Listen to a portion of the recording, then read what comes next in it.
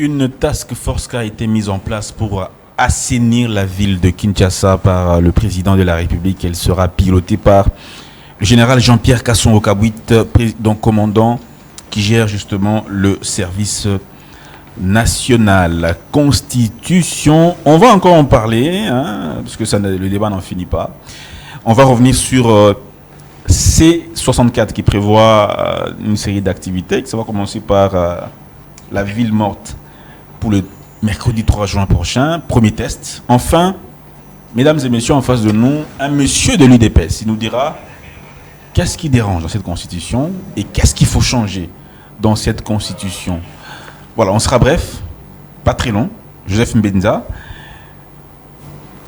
Comment je dois vous présenter, cadre ou membre UDPS ou simplement militant? Merci beaucoup parce qu'il est difficile de se présenter soi-même. Hein. Oui. Je me nomme Joseph Mbenza Nzita. Tous ceux qui connaissent le Congo central, ils connaissent bien M. Joseph Mbenza Toubi, dont je tire les noms. C'était un commissaire du peuple, commissaire d'État à l'époque du maréchal Mobutu, même gouverneur de la province du Congo central. C'était parmi les pionniers et les leaders du Congo central, dont je porte le nom, Joseph Mbenza Nzita. Et puis, je suis cadre de l'UDPS parce que je suis président d'une cellule à l'UPEN dans le quartier résidentiel de Binza-Pigeon. J'en suis le président, d'où je suis cadre de l'UDPS statutaire au niveau du parti. Pour le reste, on a fait des petites études parce que je préfère, j'ai fait les sciences politiques, sciences sociales. Donc, vous comprenez déjà, on parle de la doctrine de la politologie, donc initié en politique et analyste politique. Très bien. Vous êtes de l'UDPS, parti présidentiel. Alors, commençons par la ville de Kinshasa, la capitale, la nomination du général Kasongo-Kabouit, à la tête de la task force pour assainir la ville de Kinshasa. Quel est le message que le chef de l'État envoie à la population en faisant cette nomination-là? Merci beaucoup parce que ça fait couler beaucoup de salive. Cette histoire, cette problématique de la ville-province de Kinshasa. Kinshasa, c'est près de 10 000 km². C'est près de 20 millions d'âmes qui habitent, donc 20 millions d'esprits, 20 millions de comportements et d'attitudes. Il faut gérer dans la ville-province de Kinshasa. Étant donné que dans le passé, les gens étaient habitués au laisser-aller. Les gens faisaient du n'importe quoi ici dans la capitale. Les normes n'existaient même plus dans la capitale. Et il fallait qu'à un certain moment, que les mauvaises habitudes s'arrêtent. Il fallait que certaines mauvaises manières s'arrêtent.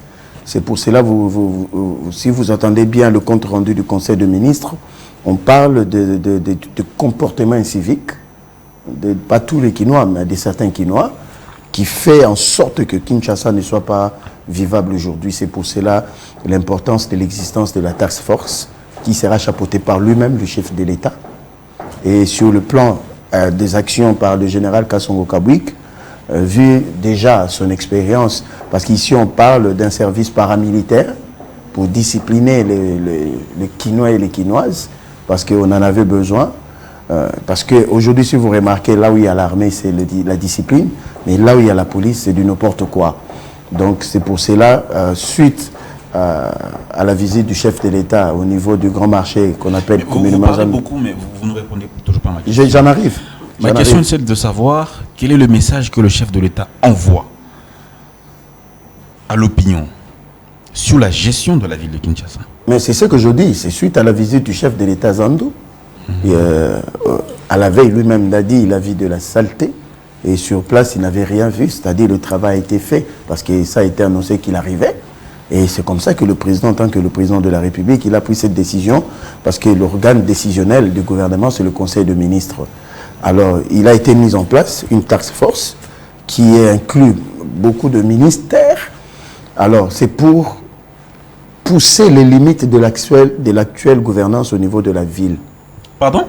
C'est-à-dire, on parle de limites, c'est-à-dire, il faut aller au-delà de ce qui est fait. Il faut bien comprendre ce qui a été dit dans le Conseil de ministres. C'est-à-dire, les limites actuelles... Je suis au-delà, je ne suis pas juste dans le message, dans le compte rendu, mais je veux qu'on aille au-delà. Non, au-delà, ça peut paraître, ça peut s'apparenter aux spéculations, à la manipulation, Moi, je suis dans les faits. Attends, il n'y a pas C'est-à-dire, d'action. non, actuellement. Il n'y a pas d'action sans constat. On constate une différence peut-être, et puis on prend une en décision. fait, moi, je m'abstiens à ce que dit le Conseil de ministres. Les limites de la gouvernance actuelle, il faut maintenant aller au-delà. Maintenant, on fait recours à un service paramilitaire et au ministère de la Défense. Je l'ai dit, c'est pour discipliner parce que Kinshasa produit 17 000 tonnes de déchets par jour. Ça, il faut que les gens puissent retenir. Pour évacuer 17 000 tonnes de déchets par jour, il faut 1 700 000 $, ce qui fait le mois, c'est 50 millions de dollars. Alors, pour en arriver, pour assainir la vie de Kinshasa, il faut discipliner les Kinois et les Kinois, c'est pour cela l'importance. D'ailleurs, le général Kasson Kabui, que je félicite, qu'il soit mis à cette place, a déjà travaillé avec l'actuel gouverneur Daniel Bumba par rapport à l'opération coup de poing. À un certain moment, les gens ont vu les militaires... Daniel Bumba n'arrive pas à discipliner mais la discipline, ce n'est pas le gouverneur, c'est la police, parce qu'en droit administratif, l'institution habilitée à maintenir l'ordre public, c'est la police. Mais la police dépend de l'autorité civile. La police... De l'autorité civile directement du ministre national de l'Intérieur qui affecte aux provinces. Pour vous choquer, à Kinshasa, on a moins de 20 000 policiers. Mais à qui la faute? C'est vous qui gérez le pays. Mais quand tu dis... C'est vous l'UDPS. Mais c'est pour cela... Non. Quand on est dans la gouvernance, on ne parle plus de l'UDPS. Quand on est dans la gouvernance, on parle du gouvernement. Non. Là, vous entrez dans la polémique politicienne. Je ne suis pas dans la polémique politicienne. Monsieur Joseph Mbenza, vous êtes un parti politique. Vous avez fait plus de 30 ans dans l'opposition. Vous avez une vision, vous avez un projet de société. Mais quand vous venez au pouvoir, c'est pour l'appliquer. C'est pour ça que j'ai dit l'UDPS est au pouvoir. C'est pour cela que je dis aussi qu'il faut faire la part des choses entre un fait privé et... Moi, je voudrais beaucoup plus qu'on responsabilise le gouvernement qui doit rendre compte parce que l'action publique, c'est l'intérêt général. C'est le gouvernement qui met en place ces politiques. Donc, c'est pour dire que le général Kasson Kabwik avec l'actuel gouverneur, ils ont déjà travaillé par rapport à l'opération coup de pointe. Ça s'est arrêté à un certain moment. Maintenant, le chef a trouvé que c'était important par rapport aux limites actuelles d'aller au-delà de ce qui est fait par rapport à l'assainissement de la ville-province de Kinshasa. C'est pour cela que le président a inclus aussi un ministère important qu'on appelle le ministère de l'Environnement. Parce qu'apparemment, le ministère de l'Environnement est quasi absent de tout ce qui se passe dans nos grandes villes. Or, le ministère de l'Environnement est impliqué. Donc, à ce stade, les failles d'hier, là où, pour vous faire plaisir, le chef en a eu connaissance, c'est pour ça que le président veut aller au-delà. Parce que Kinshasa, c'est le miroir de la République démocratique du Congo sur le pied de l'article 2 de l'actuelle Constitution. Justement, vous parlez de la Constitution, prenons l'article 3. Ouais.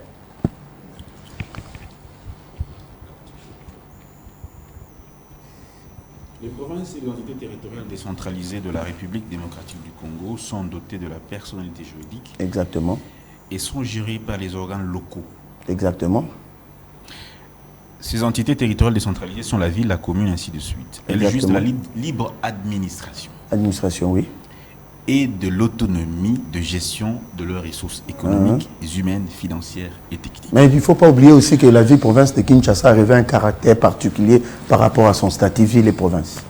Oui. Ou le gouvernement national, parce que dans toutes les grandes villes du monde, le gouvernement national intervient dans la capitale.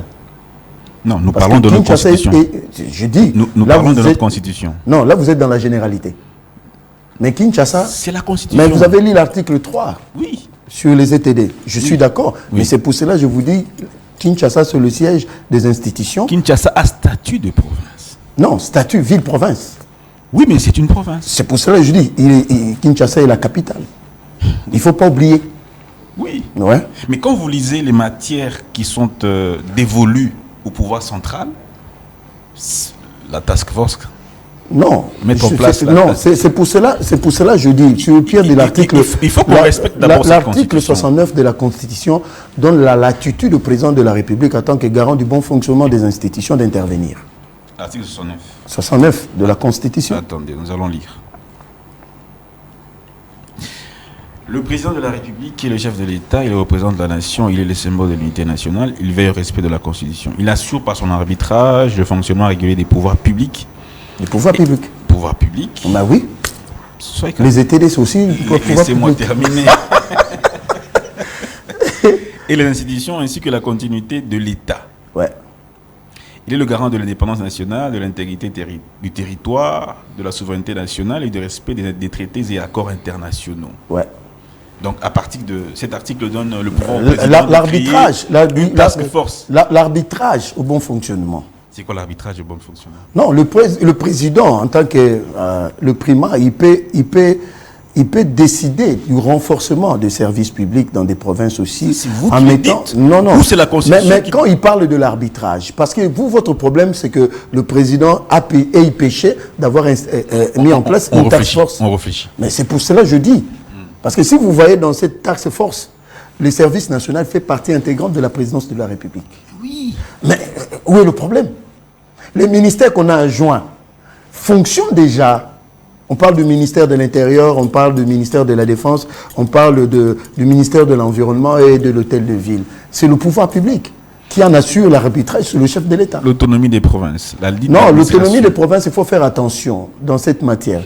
Là, nous entrons dans un sens global par rapport aux matières dévolues aux provinces. Mais je crois qu'à ce niveau, la ville-province de Kinshasa, comme d'autres grandes villes dans le monde, a besoin d'un coup de pouce de la part du gouvernement central. Et ce n'est pas pour la première fois, même à l'époque de Kimbuta. Kimbuta percevait des subventions de 10 millions de dollars, si je ne m'abuse, 5 à 10 millions de dollars du gouvernement central. Vous voyez?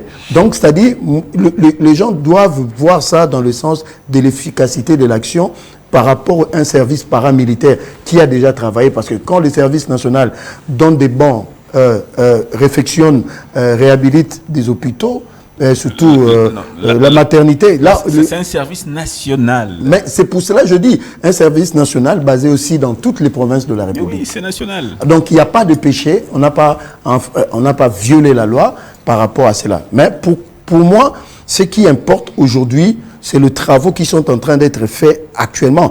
Bon, il a fallu que le président passe par là pour que les choses s'accélèrent. Et les choses aujourd'hui s'accélèrent autour du grand marché Zandou et presque dans toute la capitale. Mais il ne faut pas oublier aussi, ça c'est une information importante, le jour que le président est allé à Zandou, il y avait un événement important. Le président est allé inaugurer la plus grande commune de la RDC depuis les indépendances, la commune de Njili. Le président est allé voir de ses yeux, les terrains s'intéressent, Njili s'intéresse, il ne faut pas oublier, dans l'histoire, c'est là où le président a tenu son meeting. Non, je dis, il faut dire ce que le chef a fait, non? Le chef est allé voir le boulevard Luemba.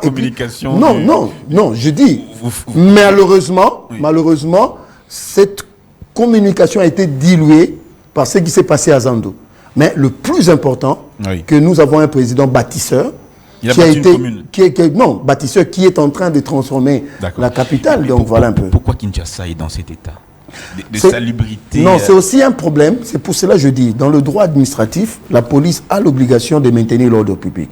L'ordre public, c'est la sécurité et la salubrité. Mais l'aspect salubrité a été négligé pendant longtemps. C'est pour cela que je le dis. Non. Qui est responsable de cette situation?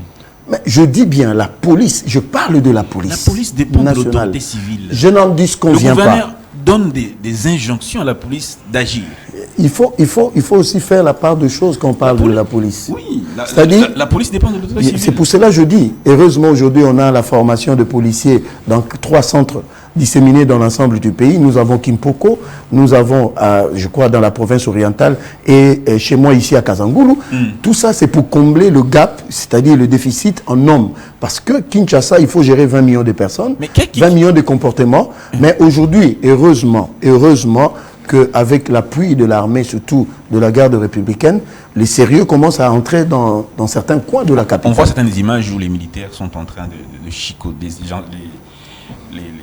les agents de service national en train de chicoter certains Congolais. Bon, les images ne sont pas encore authentifiées, je ne sais pas si c'est encore vrai. Ceux qui nous suivent, si c'est vrai, prière de le dire. Chicoter les Congolais, cette constitution. Non, toute violence est interdite par la loi. On ne peut pas soutenir une violence. Mais je crois que j'ai vu des images, ce sont des anciennes images. Ce sont des anciennes images. Oui, ce ne sont pas des images récentes. Oui. Oui, il y a moyen de discipliner des Quinois, pas forcément taper sur. Vous voyez, c'est pour cela, moi je suis de ceux-là. Vous voyez, l'arsenal juridique dans la ville-province de Kinshasa est un peu faible parce que l'honorable Socrates Moubenga a proposé dans ce sens-là une proposition de dire allant dans le sens de d'obliger le pouvoir public, qui est l'hôtel des villes, qui est représenté par le gouverneur Daniel Bumba, de mettre tous les dispositifs possibles pour capter nos déchets ménagers. Et de l'autre côté, la loi aussi oblige les Quinois et les Quinoises à se comporter dignement, sinon les sanctions vont suivre. Est-ce que le gouverneur Bumba est compétent? Non, la compétence, c'est à chacun de juger. Mais je vais donner des faits. Oui. Vous savez, Kimbuta, vous allez remarquer dans nos quartiers, il y avait ce qu'on appelle des centres de transit des déchets. Mais tous ces centres de transit des déchets ont été vendus. Aujourd'hui, ce sont des stations. Parce qu'on parle plus de la salubrité. Le centre d'enfouissement de Passa a été spolié, vendu. Ça vient d'être récupéré et c'est en cours d'aménagement. Ça fait 8 ans que vous êtes au pouvoir. Mais c'est pour cela que je dis, parce qu'ici, quand vous commencez un procès, ça ne s'interdit pas id kenun. Donc, le centre d'enfouissement de Mpassa, c'est déjà presque opérationnel. J'en arrive. Bumba est compétent. Mais je ne peux pas répondre d'emblée. Je dis des choses que l'opinion, ce n'est pas moi. L'opinion va juger. Il y a un autre centre d'enfouissement vers Mitendi. Aujourd'hui, la ville-province de Kinshasa s'est dotée de 100 véhicules. Il en faut au moins 300. Il y a déjà 100 qui sont disponibles. De l'autre côté, les gens peuvent critiquer la gestion par rapport, mais il ne faut pas oublier aussi le comportement des Quinois lui-même est anti-développement. Même nous qui avons même ceux qui ont des véhicules, ils ont des bouteilles en plastique. Il y a un problème de discipline et de patriotisme. Pour nous Quinois d'abord, parce que ce n'est pas seulement Daniel Bumba qui va rendre de la ville propre, mais c'est un travail collectif de nous tous. Mais lui, il est en train de faire sa part. L'incivisme, c'est connu notoirement que les Quinois est ainsi. Mais c'est un flot, ça bloque le développement. Parce qu'aujourd'hui, nous avons des inondations, des érosions. C'est à cause de ces comportements anti-développement, anti-patrie, qui fait en sorte que les autres puissent souffrir. Mais je ne dédouane pas. Quelles sont les décisions qui ont été prises par l'autorité publique pour que ceux-ci, les Congolais Quinois, ne puissent plus continuer dans ces mesures, dans ces... Non. Il faut... Et puis, comment est-ce qu'on fait pour que Kinshasa soit propre? C'est pour cela que je dis à M. Lévi Mbuta, qui est le président de l'Assemblée provinciale, de libérer cette loi-là que l'honorable Socrates Moubengaï a proposée, cette proposition d'édit, pour que le gouverneur puisse promulguer cette proposition d'édit, pour que les Quinois et les Quinois soient sensibilisés de la responsabilité. Ce n'est qu'en ce moment-là que chacun ayant pris conscience. C'est la faute des Quinois alors, si Kinshasa n'est pas... La faute des Quinois, pas au gouverner. Non, la faute est partagée entre les gouvernés et les gouvernants et les gouvernés. Quelle est la part de monsieur Bumba, Daniel Bumba? C'est quoi sa part de responsabilité? La part de responsabilité de Daniel Bumba ne peut pas être exonérée, par exemple. Il a l'obligation du résultat par rapport à certains chantiers qui traînent. Parce que les travaux de 490 km ont été lancés. Jusqu'à preuve du contraire, il n'y a que 150 km qui ont été livrés. Il faut un coup d'accélération pour que... Mais de l'autre côté, il faut voir aussi les moyens que la ville capte aujourd'hui. Déjà, ces recettes mensuelles nagent entre 5 millions et 6 millions de dollars. Si vous prenez 1 million, vous payez la dette du grand marché Zandou. Vous prenez 1 million, ça va au niveau de paiement, au niveau de l'Assemblée provinciale. Quand vous voyez les services, tous les 5 à 6 millions de gens sont étiolés. Ça finit. Or, pour rendre la ville Kinshasa propre, je vous l'ai dit, le jour c'est 1 700 000 dollars.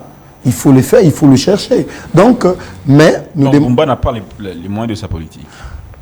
Au jour d'aujourd'hui, je dis, il y a des difficultés majeures. C'est pour cela, vous verrez que le ministre provincial de Finances est en train de faire en sorte que la DGK se scinde à deux pour qu'il y ait 2 départements. Un département qui va gérer les taxes, un autre département qui va gérer l'impôt, pour faire en sorte que la ville puisse capter de l'argent. Ici, je salue cette initiative de la réforme que M. Magloire Kabemba est en train... Parce que...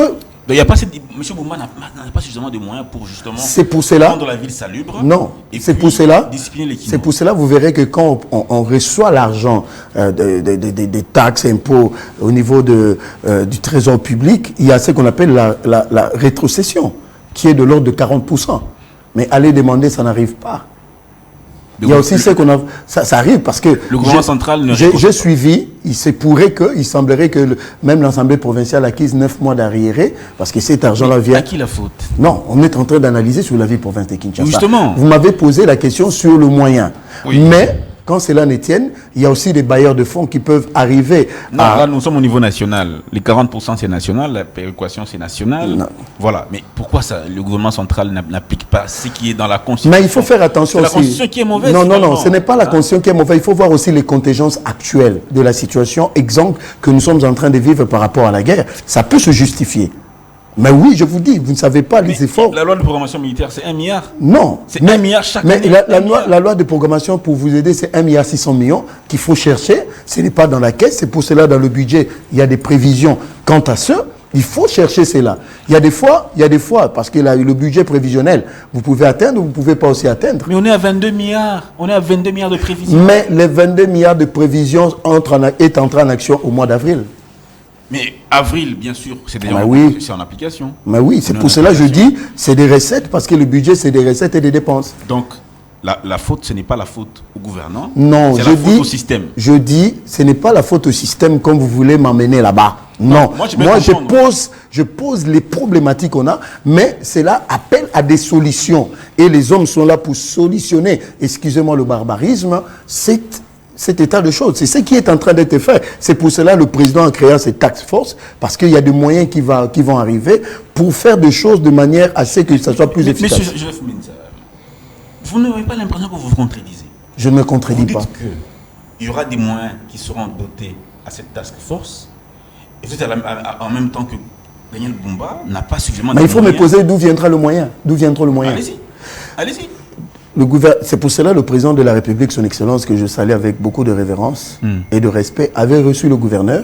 Il ne faut pas oublier que le ministre... toujours pas ma question. Non, le ministre du plan avait reçu le gouverneur Daniel Bumba, et le plan de l'assainissement de la ville de Kinshasa avait été déjà déposé, et Daniel Bumba défendu devant ça fait combien de temps qu'on a ce plan? Les institutions de Bretton Woods. On parle des moyens. Non, d'où viendront les moyens? La Banque mondiale va financer une grande partie de l'assainissement de la ville-province de Kinshasa.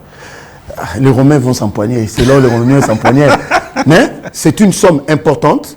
Okay. Si on est sérieux, dans le 5-6 mois, la ville de Kinshasa sera une ville nettoyée de tous ces immondices, parce que c'est déjà bouclé. Même le ministre national de Finances... non, le temps, je dis dans le 6 mois qui arrivent, même le ministre national de Finances en avait évoqué qu'il s'agit de 250 millions de dollars. Monsieur Joseph Menza, tout ça c'est des chiffres, mais entre-temps... J'ai donné des sources. Tout ça c'est des chiffres. J'ai donné des sources d'information. D'accord. Ça reste à l'opinion d'aller... Donc, nous appelons aussi les Kinois à nous comporter dignement pour rendre la vie de... Exigeons à Bumba des résultats, mais nous devons aussi nous exiger nous-mêmes que nous devons nous comporter d'une certaine manière pour que nous rendions la vie de Kinshasa propre. Très bien. Merci bien, M. Joseph Menza. Je pense qu'il nous reste encore quelques temps. On doit avancer. Parlons de la Constitution. Exactement. M. Joseph Menza, la C64, la coalition 64, annonce des activités de terrain qui commenceront à partir de ce 3 juin pour justement d'abord dénoncer cette loi référendaire qui a été adoptée à l'Assemblée nationale, qui balise le chemin pour le changement de la Constitution. Comment vous réagissez par rapport à cette journée de ville morte décrétée par l'opposition? Que je réagisse par rapport à ce que Martin Fayulu-Lepenge ont qualifié d'une journée. En fait, dans l'approche, ici j'évoque mon professeur Émile Bongeli que je salue, la sociologie politique, il y a ce qu'on appelle la lutte politique. C'est-à-dire il y a les gouvernants, mais l'opposition aussi a sa part. Et l'opposition a des moyens et des mécanismes pour faire comprendre, pour faire entendre sa voix.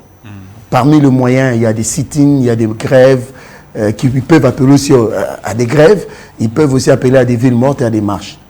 Mais si vous regardez l'approche de ces nébuleux C64, vous remarquerez que l'approche est très dangereuse parce qu'ils appellent à des menaces verbales et physiques.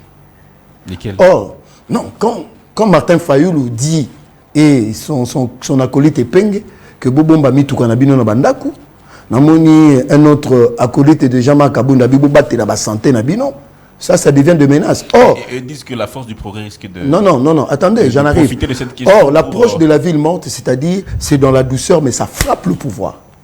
parce que ça bloque les institutions, le bon fonctionnement des services publics, parce que Kinshasa, l'ensemble du pays, à moins que je me trompe, s'il y a une ville morte, c'est en termes de millions de dollars de pertes. On parle même de 6 à 10 millions de dollars. C'est comme ça que le pouvoir peut fléchir pour dire, évitons qu'il y ait des villes mortes. Nous, on n'a jamais appelé à la violence. Les gens restaient à la maison. Même, je me souviens à l'époque de Kabila, lui-même n'allait pas aussi au travail. Mais là, on vous dit, bon, bah, t'es l'ami tout canabino. Donc, nous, tout qu'on a vu, n'a pas signé là-bas, maître Junior Bakokela, un épingle qui sort, il nous dit, bon, bah, t'es l'ami tout canabino. Qu'est-ce que les véhicules ont à voir avec votre histoire? Imposer le rapport de force au pouvoir en place, en mettant des mécanismes démocratiques non violents, là, non violents, on comprendrait. Mais là, maintenant, c'est une ville morte se transforme à des menaces. Vous avez vu des vidéos qui circulent vers Tchangou là-bas. Tout ce qui est d'épée, tout ce qui est chef de l'État, il faut casser, il faut détruire. C'est pour cela qu'il a plu au chef, au président intérimaire Augustin Kabouya, avec son intelligence stratégique, d'appeler la force du progrès du parti pour leur dire faites attention. Mais la force du progrès, elle aussi. Non, on risque de vous coller. Elle en fait un peu de trop. Non, j'en arrive. On risque de vous coller ce que vous n'avez pas fait. Est-ce que vous avez lu ce que Jeune Afrique a publié sur la force du progrès?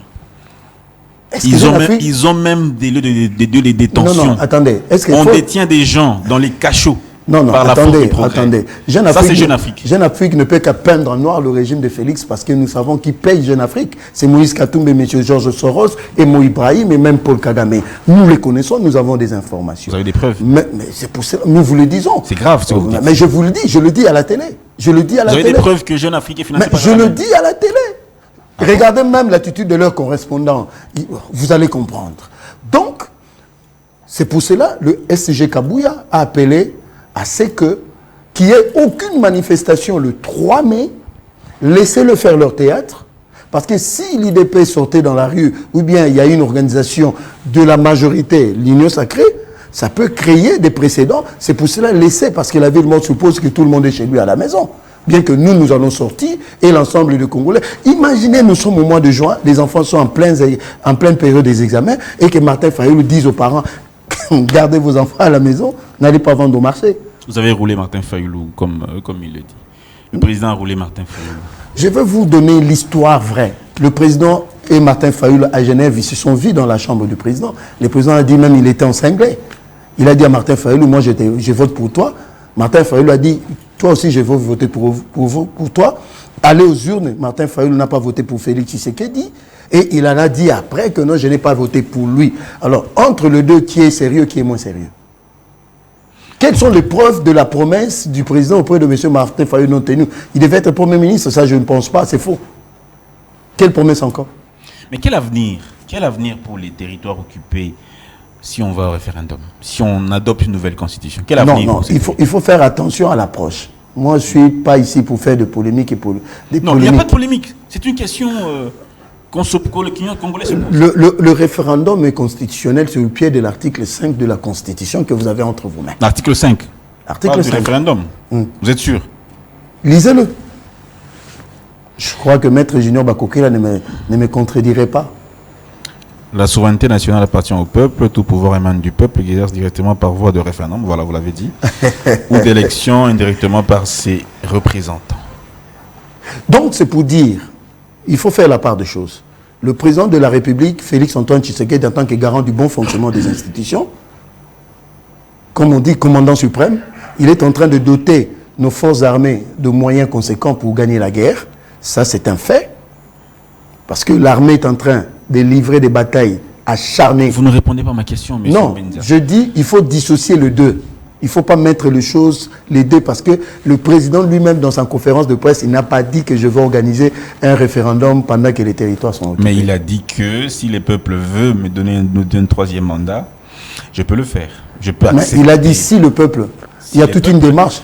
Parce que si nous voulons disséquer le si que le président dit dans le contexte, ce n'est pas pour aujourd'hui. Il faut d'abord des préalables soient résolus. Par exemple, récupérer Goma et Bukavu et le reste. Alors, vous voulez me dire que avant qu'on organise le référendum, il faut d'abord que Goma... Moi, je n'ai pas dit ça. Vous avez posé la question, je suis entré dans l'analyse de ce que le président a dit, parce que le président n'a pas dit que je vais organiser les élections et de l'autre côté, les territoires sont occupés. Moi, je maintiens, je suis là où le président a dit. Non, je pose la question.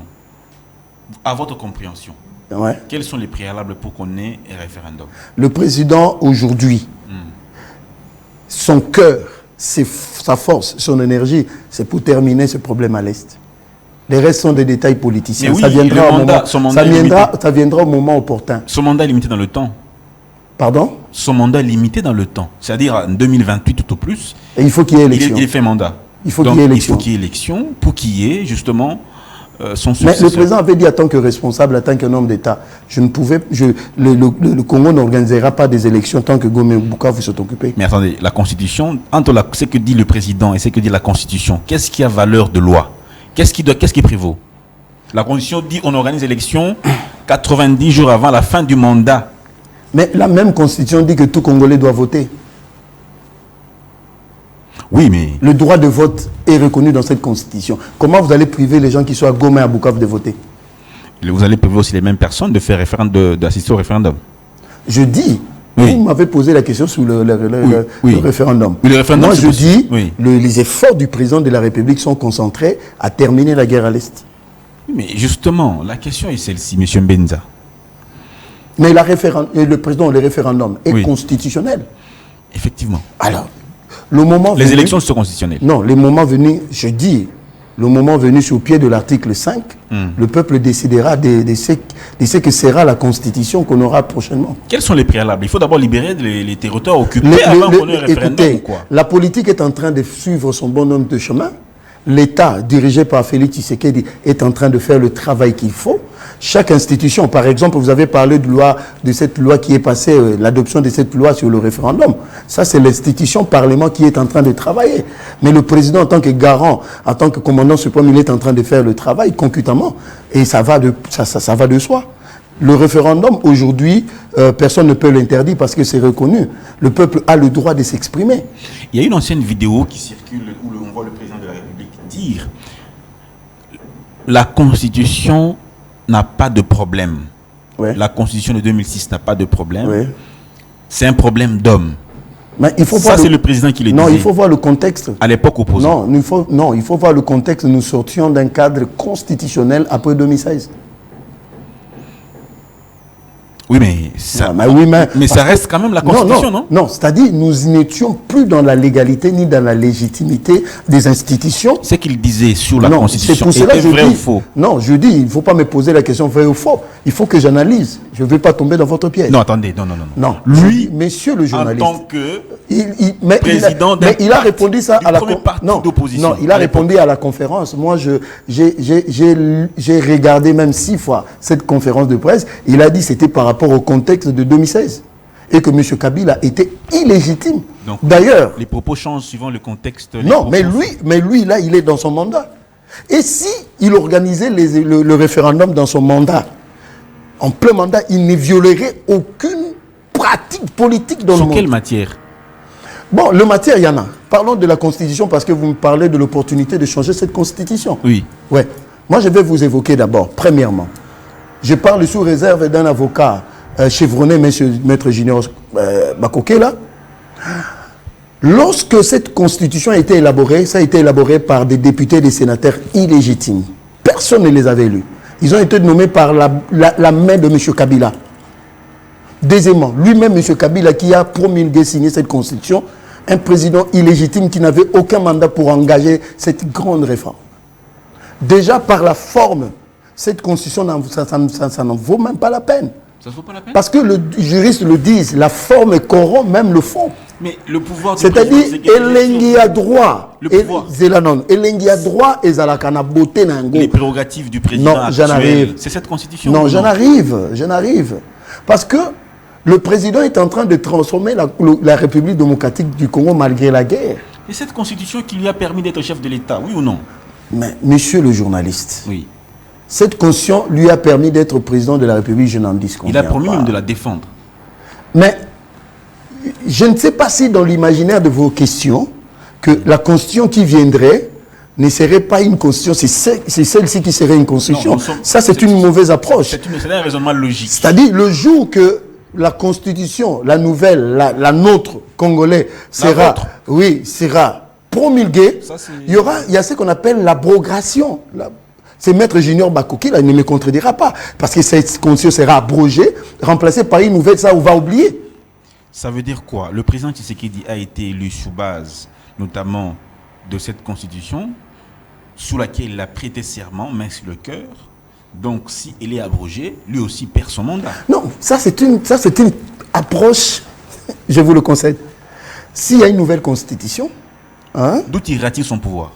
Mais monsieur, il est en plein mandat. Oui, mais c'est cette constitution qui donne ce mandat. Attendez. Oui. Je dis ceci, rien que par la forme de cette constitution. Oui. Normalement, si nous étions sérieux... D'ailleurs, M. Kabila s'est vanté pour dire que c'était sa constitution. Ce n'était pas la constitution des Congolais. Et au moment où nous étions dans des bistrots en train de boire, siroter des bières, lui, il faisait campagne pour ça. C'est-à-dire, rien que par la forme. Mais maintenant, dans le fond de cette constitution, mais monsieur le journaliste, le président de la République démocratique du Congo, Félix Tshisekedi, est dans son mandat. Le mandat s'achève en 2028. Mais ça ne veut rien dire. Ça ne veut rien dire. Ça ne veut rien dire. La loi attendez, je ne sais pas. Si vous avez un esprit figé sur cette constitution, moi je vous ramène et je vous dis que dans le monde entier, ceux qui conçoivent des constitutions, ils vous diront qu'une constitution est l'œuvre de l'ensemble des habitants de ce pays. C'est-à-dire, il faut associer des politologues, des sociologues, des anthropologues, des philosophes. Il faut associer des hommes de droit, des économistes, et ensemble, ils réfléchissent par rapport au modèle de la société dans lequel, parce que la Constitution organise le vivre ensemble et organise l'État.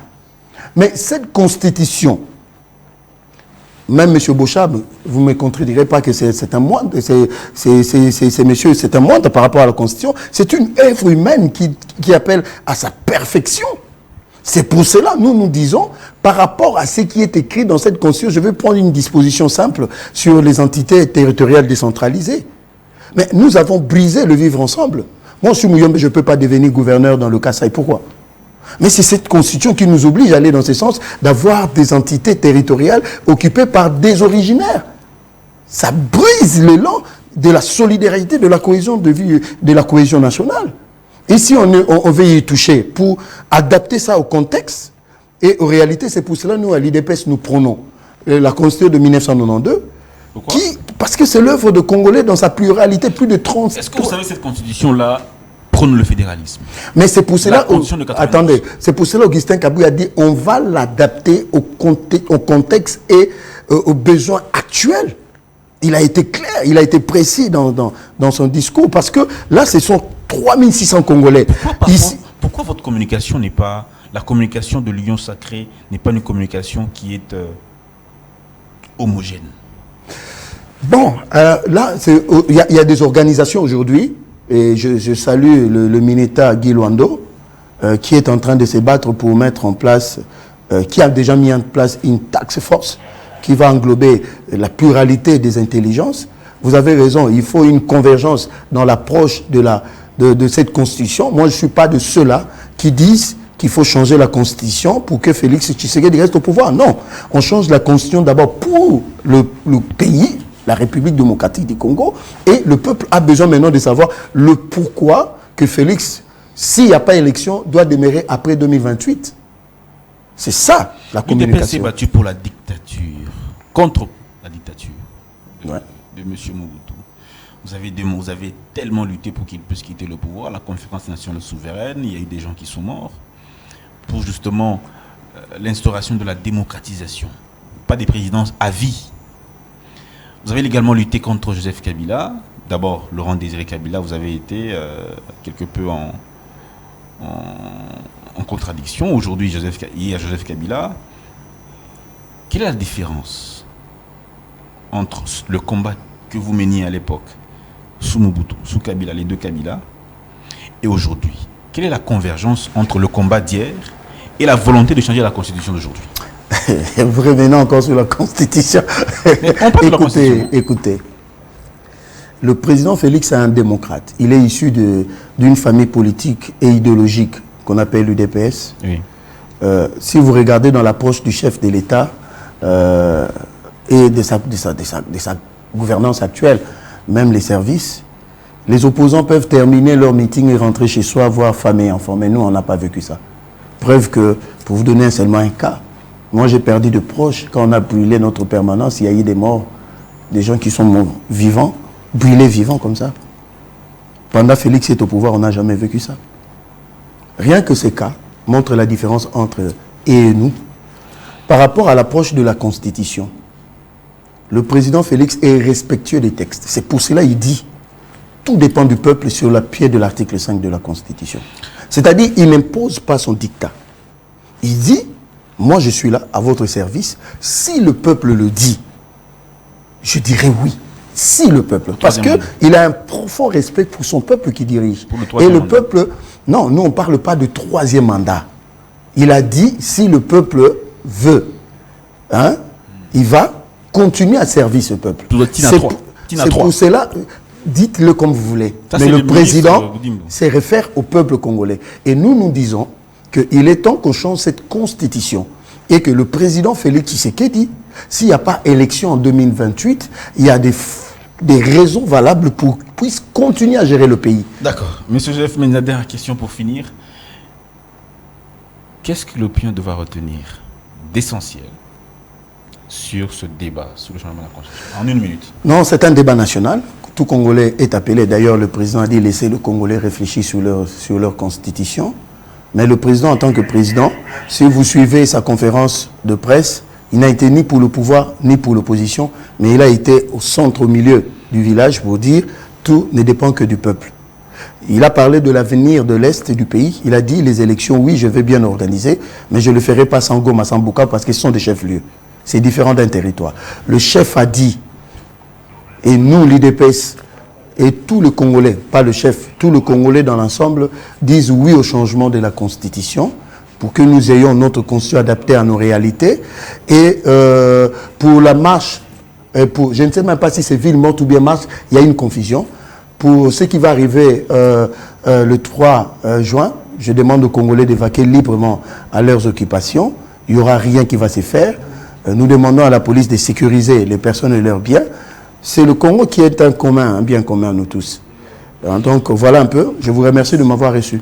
Merci beaucoup, M. Joseph Menza, cadre de l'UDPS Tshisekedi. Merci d'avoir été des nôtres. Merci aussi à la grande équipe qui nous a permis de présenter cette émission. Au revoir et à très très bientôt sur votre chaîne KMC TV.